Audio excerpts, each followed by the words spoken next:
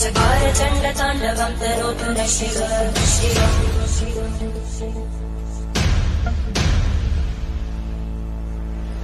जटाकटाः सम्भ्रमभ्रमन्मलितगञ्जन्ति लोलवीचि वल्लरी विराजमानम् ॐ नमः शिवाय।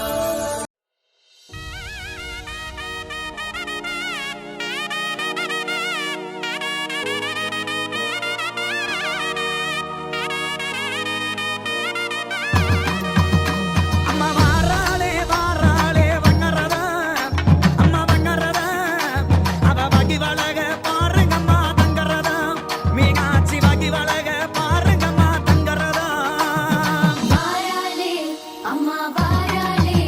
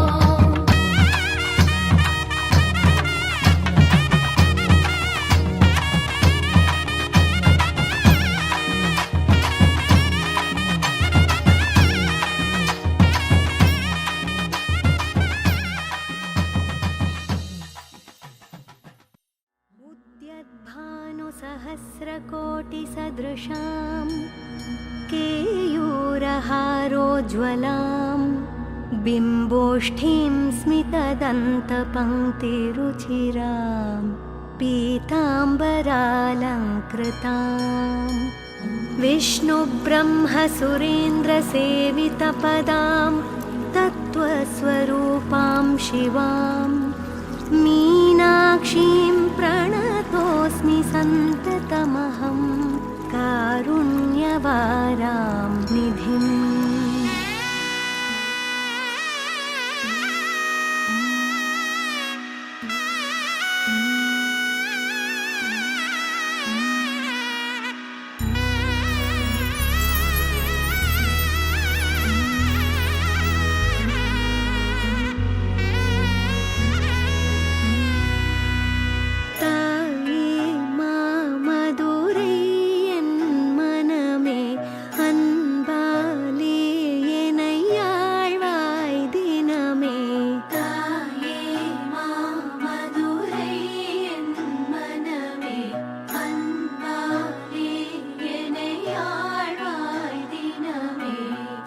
ஆட்சி என்றால் மீனாட்சி,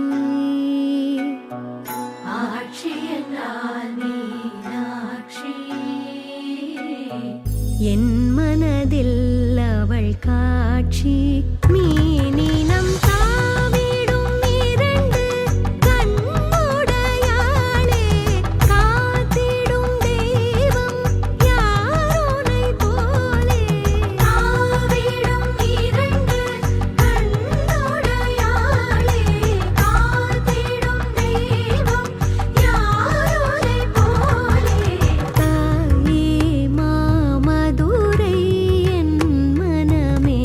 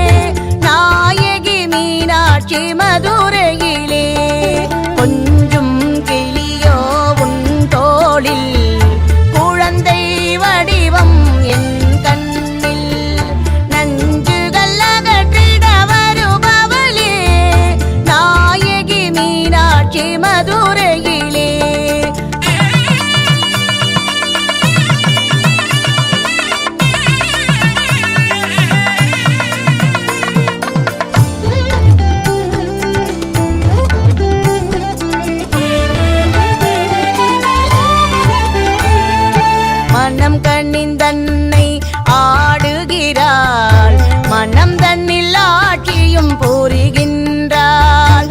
மனம் கனிந்தன்னை ஆடுகிறாள். மனம் தன்னில் ஆட்சியும் புரிகின்றாள். எழில் கோலம் கொண்டு வந்து நின்றாள். நாயகி மீனாட்சி மதுரையிலே. நாயகி மீனாட்சி மதுரையிலே. கொஞ்சும் கிளியோ உன் தோளில். குழந்தை வடிவம் என் கண்ணில். நஞ்சுகள் அகற்றிட வருபவளே. நாயகி மீனாட்சி மதுரையிலே.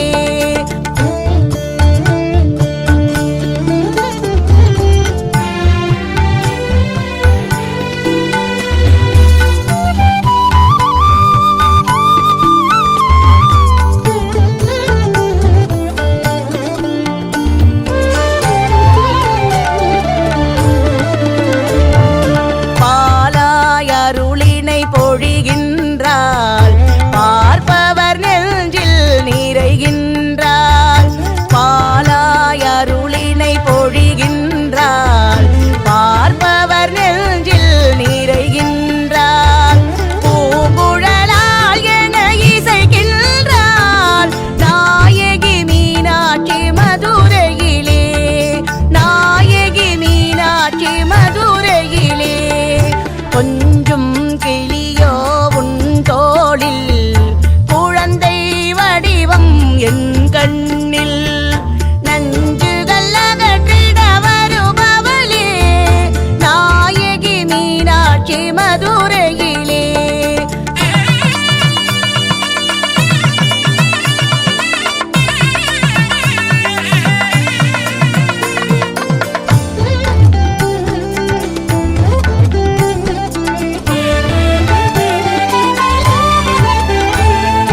பச்சை முகம் தன்னில் வருகின்றாள். பவள கொடி இடையை அசைக்கின்றாள். பச்சை முகம் தன்னில் வருகின்றாள். பவள கொடி இடையை அசைக்கின்றாள். முத்துமணி போல் சிரிக்கின்றாள். நாயகி மீனாட்சி மதுரையிலே. நாயகி மீனாட்சி மதுரையிலே. கொஞ்சும் கிளியோ உன் தோளில். குழந்தை வடிவம் என் கண்ணில். நஞ்சுகள் அகற்றிட வருபவளே. நாயகி மீனாட்சி மதுரையிலே. கொஞ்சும் கிளியோ உன் தோளில். குழந்தை வடிவம் என் கண்ணில். நஞ்சுகள் அகற்றிட வருபவளே. நாயகி மீனாட்சி மதுரையிலே. நாயகி மீனாட்சி மதுரையிலே. நாயகி மீனாட்சி மதுரையிலே.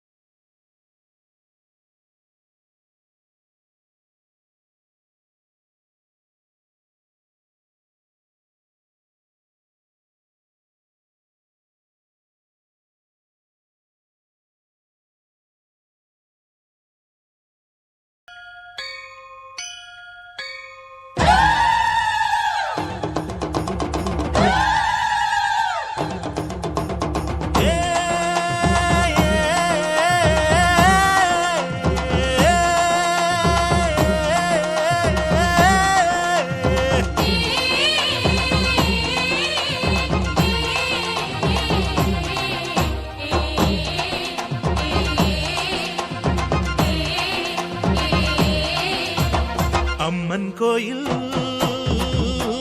வாசலிலே தைப்பொங்கல் வைப்போம் பூங்குயிலே.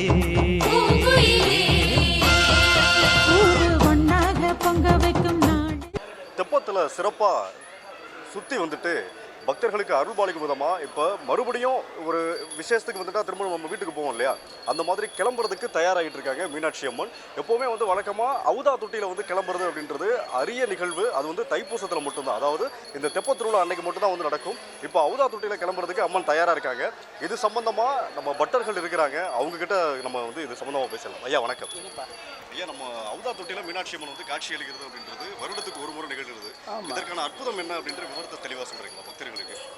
அதாவது இந்த வருஷத்தில், அதாவது இந்த நிகழ்வு வந்து அம்பாளுக்கு ஏற்பட்ட ஒரு, அதாவது ராஜாக்கு உண்டான மரியாதை. கண்டிப்பாக. அதனால அந்த மரியாதைக்காக அதனுடைய ஞாபகார்த்தமாக இந்த அவிதாக்கு ரொம்ப அற்புதமாக ஒவ்வொரு நாளும் ஒவ்வொரு திருவிழாக்கள் கொண்டாடக்கூடிய மதுரையில் இன்னைக்கு தெப்ப திருவிழா வந்து நடக்க காத்துட்டு இருக்கு. ஏன்னா இந்த தைப்பூசம் அப்படின்னு வந்துட்டாலே முருகனுக்கு உகந்த நாள் அப்படின்னு சொல்லலாம். இதோட சேர்த்து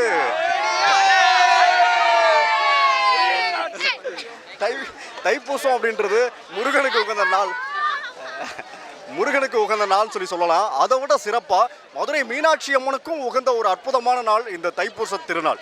ஏன்னா இங்கே தெப்ப திருவிழா ரொம்ப வெகு விமரிசையாக நடக்கும். இந்த பௌர்ணமி நிலவில் தெப்பத்தில் தண்ணீர் நிரம்பி இங்கே இருக்கக்கூடிய மீனாட்சி அம்மனும் சுந்தரேஸ்வரர், பிரியாவிடை இவர்கள் என்ன செய்வாங்கன்னா தெப்பத்தில் 2 முறை வந்து வலம் வருவாங்க. 3 நேரமும் காலை, மதியம், இரவு அப்படின்னு சொல்லி 3 நேரமும் வர வருவாங்க. அப்படிப்பட்ட அற்புதமான ஒரு திருவிழாவை காண இன்னைக்கு நம்ம வந்திருக்கோம். ஏராளமான பக்தர்கள் கூட்டம். இவங்க கிட்ட இன்னும் நிறைய தகவல்கள் வந்து நம்ம கேட்டு தெரிஞ்சுக்க போறோம். அண்ணா வணக்கம். வணக்கம் அண்ணா, உங்களுடைய பேர் சொல்லுங்க. பி முருகன். அண்ணா எங்க இருந்து வர்றீங்க? தெப்பக்குளம் தான். வீடு இங்கே தான் இருக்கா, பக்கத்தில் தான்? நியூ தெப்பக்குளம் காலனி. சரி அண்ணா, இந்த தெப்ப திருவிழாவுக்கு எத்தனை வருஷமா நீங்க வந்துட்டு இருக்கீங்க? நான் 19 வருஷமா வந்துக்கிட்டு இருக்கேன். தெப்ப திருவிழா எதனால் நடக்குது, இதனுடைய சிறப்பு என்ன, இன்னைக்கு நடக்கக்கூடிய இந்த தெப்ப திருவிழா எப்படி நடந்துச்சு, எப்படி போய்கிட்டு இருக்கு, அதற்கு விவரமெல்லாம் சொல்லுங்க. தெப்ப திருவிழா வந்து இது வந்து நம்ம திருமலை நாயக்கருக்கு நன்றி சொல்கிறதுக்காண்டி வருதுன்ற மாதிரி சொன்னாங்க. அதுக்கு அவருக்கு ஏன் நன்றி சொல்லணும்? அவர் தானே நம்ம இதெல்லாம் உண்டு பண்ணார். கோயில் எல்லாம் திருவிழாவெல்லாம் வந்து நம்ம மாநகரத்தில் வந்து மீனாட்சி திருவிழா, அழகர் திருவிழா எல்லாம் உண்டு பண்ணது. அந்த திருவிழாக்காண்டி அவருக்கு தெப்பத்தில் நடுவில் வந்து அவருக்கு மரியாதை செலுத்துறதுக்காண்டி சாமி வந்து காட்சி அளித்து மக்களுக்கு காட்சி கொடுக்குறேன். இன்னைக்கு இந்த தெப்ப திருவிழா எப்படி நடந்துச்சு? நல்லா சிறப்பாக நடந்துச்சு. உங்களுக்கு வந்து பிடிச்ச விஷயம்னா? ஆசியாவிலேயே மிகப்பெரிய 2வது தெப்பக்குளமான வண்டியூர் மாரியம்மன் தெப்பக்குளத்தில் கிட்ட தான் வந்து நம்ம இருக்கோம். இப்போ இங்கே தான் வந்து தெப்ப திருவிழா வருடம் தை மாதம் பூச நட்சத்திரத்தில் பௌர்ணமி அன்னைக்கு தெப்ப திருவிழா ரொம்ப விமரிசையாக வந்து நடக்குது. சரி, நம்ம எல்லா பக்தர்கள்கிட்டையும் வந்து கேட்டிருந்தோம் எதனால் வந்து இந்த தெப்ப திருவிழா நடக்குது, இதற்கான காரணம் என்ன, வரலாறு என்ன அப்படின்றதெல்லாம் நம்ம எல்லார்ட்டையும் கேட்டுட்டு இருந்தோம். ஒவ்வொருத்தரும் அவங்களுக்கு தெரிஞ்ச கதையை சொல்லியிருந்தாங்க. என்ன சொல்லியிருந்தாங்கன்னா, திருமலை நாயக்கர் மன்னருக்கு வந்து நன்றி செலுத்தும் விதமாக வந்து இந்த தெப்ப திருவிழா நடக்குது அப்படின்னு. அதுக்கும் ஒரு காரணம் இருக்குது. ஏன் வந்து அவருக்கு நன்றி செலுத்துகிறாங்க அப்படின்ற விவரத்தையும் வந்து நான் உங்களுக்கு சொல்ல தயாராக இருக்கேன், காத்துக்கிட்டு இருக்கேன். அதுக்கு முன்னாடி இங்கே தெப்ப திருவிழா உண்மையிலே நடக்கிறதுக்கான காரணம் என்ன அப்படின்றத வந்து நம்ம தெரிஞ்சுக்கலாம். பிறவி என்னும் பெருங்கடலில் வீழ்ந்து கிடக்கக்கூடிய மக்களை கருணை என்னும் அன்போட தெப்பத்தோட கரை சேர்க்கக்கூடிய பணியை மீனாட்சி அம்மனும் சுந்தரேஸ்வரனும் வந்து செய்துட்டு இருக்கிறாங்க. இதுக்கு வருடத்திற்கு ஒரு முறை இந்த மக்களுக்கு ஒரு முக்தி கொடுக்கக்கூடிய விதமாக இந்த தெப்பத்தில் வந்து எழுந்தருள்றாங்க. இந்த தெப்பத்தில் எழுந்தருளும் போது 3 நேரம், அதாவது பகலும் சரி, மத்தியானம் சரி, இரவும் சரி, 3 நேரம் இந்த தெப்பத்தை சுற்றி பக்தர்கள் வந்து வடம் பிடிச்சி இழுத்துட்டு வந்து தெப்பத்தை சுற்றி வருவாங்க. முடிஞ்சதுக்கப்புறம் அம்மன் எப்போவுமே வந்து ஒவ்வொரு வாகனத்தில், இப்போது 31ஆம் தேதி வந்து கொடியேற்றிருக்காங்கன்னு வச்சுக்கோங்களேன். ஜனவரி மாதம் வந்து 31ஆம் தேதி கொடியேற்றிருக்கிறாங்க. கொடியேற்றினதுலேருந்து ஒரு வாரத்திற்கு மேலே வந்து இந்த திருவிழாக்கள் வந்து ஒவ்வொரு நாளும் ஒவ்வொரு ரதத்தில் வீதி உலா வருவாங்க. மீனாட்சி அம்மன், பிரியாவிடை, சுந்தரேஸ்வரர் இவங்க ஒவ்வொரு நாளும் ஒவ்வொரு தேரில் வீதி வலம் வருவாங்க. ஒவ்வொரு நாளும் ஒவ்வொரு தேரில் வீதி வலம் வரும்போது கடைசியில் வந்து ஏறெடுப்பு திருவிழா இது மாதிரி கதிரறுப்பு திருவிழான்னு சொல்லி 2-3 திருவிழா முடிஞ்சதுக்கப்புறம் இறுதியாக தான் இந்த மகா சிகரமாக வந்து இந்த தெப்ப திருவிழா வந்து நடக்குது. இப்போ இந்த தெப்ப திருவிழா எதற்காக அப்படின்ற விவரத்தை சொல்லியாச்சு. பக்தர்களுக்கு வந்து முக்தி அளிக்கக்கூடிய விதமாக இந்த தெப்ப திருவிழா வந்து அமைஞ்சிருக்கு. சரி, இப்போது திருமலை நாயக்கர் மன்னருக்கு எதுக்கு வந்து நம்ம நன்றி செலுத்துகிற விதமாக அந்த திருவிழா நடக்குது அப்படின்ற விவரத்தை சொல்லியிருந்தாங்க அப்படின்னா, திருமலை நாயக்கர் அவருடைய அரண்மனையை கட்டுறதுக்காக இந்த இடத்துல 1645 இந்த வருடம் இங்கனக்குள்ளே வந்து இந்த பள்ளம் வந்து மணல் எடுத்துட்டு இருக்கிறாரு.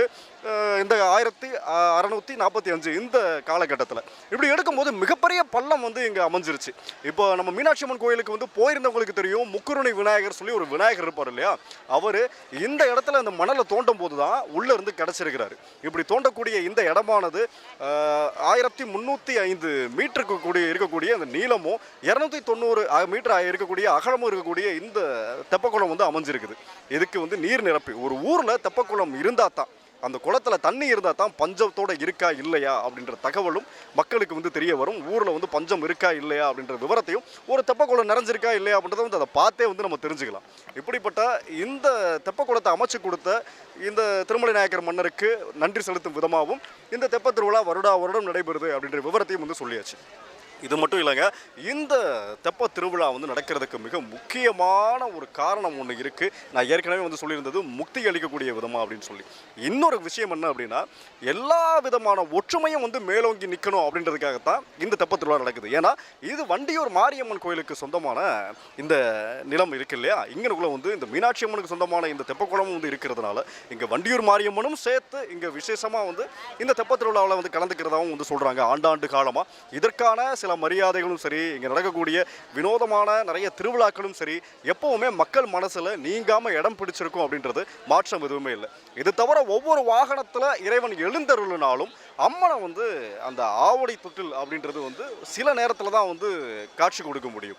அந்த தொட்டில் சம்மந்தப்பட்ட ரகசியங்களையும் விவரங்களையும் இன்னும் வந்து உங்களுக்கு நான் வந்து சொல்ல காத்துட்ருக்கேன். கொஞ்சம் நம்ம பக்தர்கள்ட்ட சில விதமான கேள்விகளையும் வந்து கேட்டு நம்ம தெரிஞ்சுக்கிட்டு லாஸ்ட்டில் பேசலாமா? மீனாட்சி அம்மனும் சுந்தரேஸ்வரரும் ஒவ்வொரு நாளும் ஒவ்வொரு ரதத்தில் எழுந்தருளினாலும் இந்த சப்பர திருவிழா தேர் நடக்கும்போது மட்டும் அம்மன் வந்து அவுதா தொட்டில் அப்படின்னு சொல்லி அழைக்கப்படக்கூடிய, சாதாரணமாக வந்து விநாயகர், முருகன், சந்திரன், சூரியன் எல்லாம் இந்த அவுதா தொட்டில் தான் வந்து எப்பயுமே வந்து ஒவ்வொரு ஊர்வலம் போகிறப்பையும் வந்து போவாங்க. அந்த வகையில் இங்கே மீனாட்சி அம்மன் இன்னைக்கு ஒரு நாள் மட்டும், தைப்பூசம் இந்த பௌர்ணமி நன்னாளில் மட்டும் இன்னைக்கு மட்டும்தான் அவுதா தொட்டிலில் இங்கே இருந்து இந்த தெப்ப திருவிழா வந்து முடிஞ்சதுக்கப்புறம் இங்கேருந்து தன்னுடைய கோயிலுக்கு வந்து இந்த அவுதா தொட்டிலே வந்து போவாங்க. இந்த அவுதா தொட்டிலில் போகிறதுக்கு ஒரு சிறப்பு இருக்குது. என்னன்னா, பக்தர்களை ஒரு ராணியாக இருக்கும், ஊருக்கு ராணியாக இருக்கும்போது அவங்க பல்லாக்கில் தான் போவாங்க. எளிதில் வந்து யாருமே வந்து பார்த்துட முடியாது பொதுமக்கள் எல்லாம். அப்படி இருக்கும்போது இவங்க உலகத்துக்கே வந்து ராணி, மதுரை அரசாண்ட ராணி, அவங்க உலகத்தையும் காக்கிற ஒரு அம்மன். அவங்க இன்னைக்கு அவுதா தொட்டில் போகும்போது சாதாரண ஏழை எளிய மக்களை கூட அவங்க கண்கொண்டு பார்த்து அவங்களுடைய குறை நிறைகளை வந்து கேட்டு தெரிஞ்சுக்கிறதா வந்து ஒரு ஐதீகம் இருக்கிறதா வந்து சொல்கிறாங்க. இந்த மாதிரியான அம்மனும் மீனாட்சி சுந்தரேஸ்வரரும், பிரியாவுடைய அம்மனும் சுந்தரேஸ்வரரும் இங்கே இருக்கக்கூடிய இந்த காலகட்டத்தில் மீனாட்சி அம்மன் கோயில் இருக்கக்கூடிய நடை வந்து அடைச்சிருக்கும். இவங்க அங்கே போனதுக்கு அப்புறம் தான் இந்த நடையை வந்து திறக்கும் அப்படின்ற கதையும் வந்து சொல்கிறாங்க. இன்னைக்கு நடந்த இந்த தெப்ப திருவிழா என்றைக்குமே வாழ்க்கையில் மறக்கவே முடியாத ஒரு அற்புதமான நிகழ்வாகவே இருந்திருக்கு. ஏன்னா ஏராளமான பக்தர்கள் வழக்கத்துக்கு வழக்கமாக வந்து கூடுற கூட்டத்தை விட இன்னைக்கு ரொம்ப அதிகமான கூட்டங்கள் வந்து இருக்கிறத வந்து பார்க்க முடியுது. நாளுக்கு நாள் அம்மன் மீது இருக்கக்கூடிய பக்தியும் சரி, அவங்க மேலே வச்சிருக்கிற நம்பிக்கையும் சரி என்னைக்குமே வந்து மாறாது. அதை மாற்றத்துக்கான சக்திகள் இனி உலகத்தில் இல்லவே இல்லை அப்படின்ற தகவலையும் வந்து உங்களுக்கு நான் சொல்லிக்க விரும்புகிறேன்.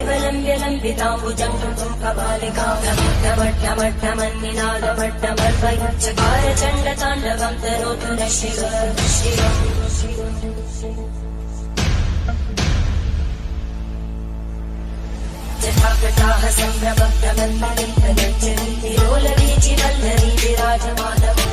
ॐ नमः शिवाय।